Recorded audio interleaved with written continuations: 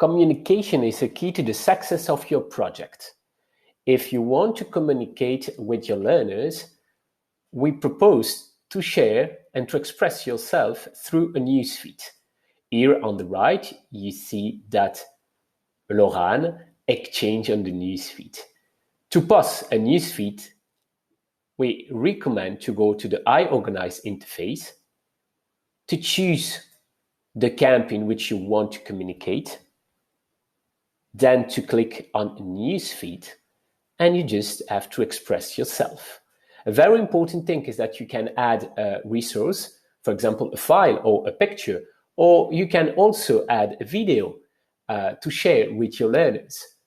Once your communication is ready, just click on the blue arrow on the right side.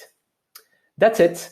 A very important thing is that when you will exchange, when you will express yourself with the learners will have the possibility to react with some very interesting icon here, react. So you see that they are interactive emojis.